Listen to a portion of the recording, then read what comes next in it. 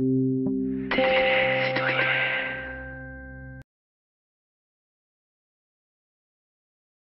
interpellons Monsieur le maire depuis plusieurs mois, voire plusieurs années, sur le fait de ne pas construire ce parking. Le parking est lancé là aujourd'hui, donc nous l'avons interpellé plusieurs fois pour lui signifier qu'il fallait arrêter, suspendre les travaux durant la campagne municipale, attendre le scrutin du 28 juin et voir par la suite si nouvelle équipe ou pas, mais en tout cas de suspendre les travaux. Et c'est l'objet de cette occupation-là aujourd'hui, qui est montée par des citoyennes, des citoyens, des habitants, habitantes de Chambéry, Extinction Rébellion, Youth for Climate et le collectif Ravet. Eh ben moi, le parking Ravet, je suis pour. Enfin, en tout cas, je suis pas contre. Enfin, je suis un peu contre leur action parce que leur argument principal, c'est de dire que ça amène les voitures en centre-ville. Pour moi, ici, on n'est pas en centre-ville.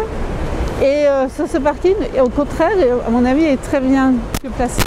Parce que ça va éviter d'encombrer les berges de voitures, parce que j'espère qu'on va supprimer ces places de parking qui sont hideuses. Mais plutôt des promenades, voilà, peut-être mettre des promenades. Et pour les gens qui veulent venir en centre-ville, profiter des commerces et de la ville, des restaurants, tout ça, je trouve que ce parking, il est idéalement placé. Moi, j'habite un peu plus loin, quai Bayard, et à chaque fois qu'il y a une manifestation, les gens se garent vers chez nous. Et ils font 2 km pour aller se garer loin. Et en plus, ils empiètent sur nos endroits à nous, quoi, vous voyez ? Bon, voilà. Si la question, c'est une question pour les riverains, à ce moment-là, on a fait un décompte de l'ensemble des places de parking, des places occupées la nuit dans les parkings en périphérie ou à proximité en fait, de la construction de ce parking.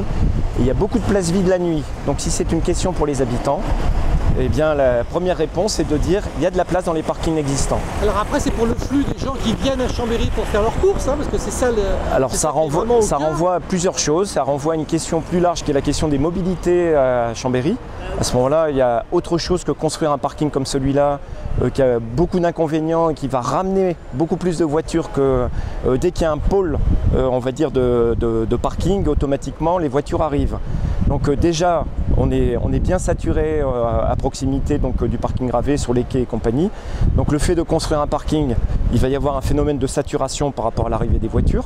En fait, il faut le regarder plus globalement. C'est augmenter le cadencement des bus, mettre des parkings éventuellement en périphérie et puis investir dans la mobilité douce.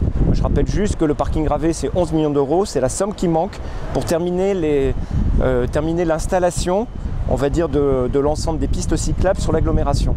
Mais là, il y a une situation un peu particulière par rapport aux élections municipales. Hein. C'est-à-dire qu'il y a eu un premier tour, donc il y a eu des listes qui ont été, dont le parking Ravet était un des arguments, on va dire, contre. Hein.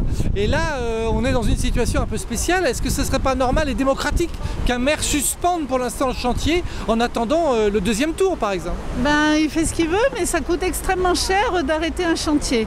Alors déjà, et puis en plus, il le veut ce parking. Alors non, franchement, on continue. Et puis de toute façon, quand on commence un chantier, on le finit. Sinon, c'est un désastre écologique et économique.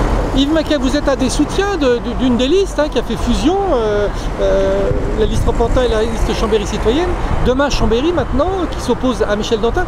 Comment vont-ils faire s'ils sont élus demain sur cette...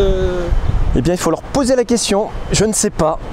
Je ne sais pas, tout simplement. Arrêter un chantier, quoi. Eh bien, il faut reprendre pour le coup le contrat. Il faut discuter avec le prestataire et tout est négociable. Dans la vie, tout est négociable.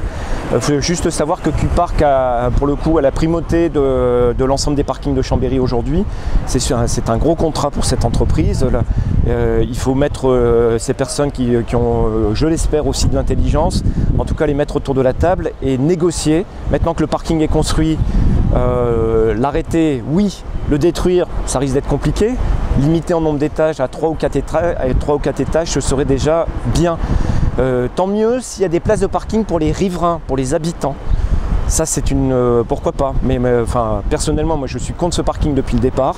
Il est lancé aujourd'hui. Il faut limiter son impact en termes de flux automobile, et puis après en termes architectural, en termes on va dire de visibilité par rapport à l'ensemble de la ville, parce qu'il est en train de défigurer notre ville, il va défigurer notre ville. Organisation de mobilité. Et là vous êtes en train de me dire ça va bien se passer. Non, je ne peux pas vous croire. Eh bien, comment vous pouvez dire que ça va mal se passer?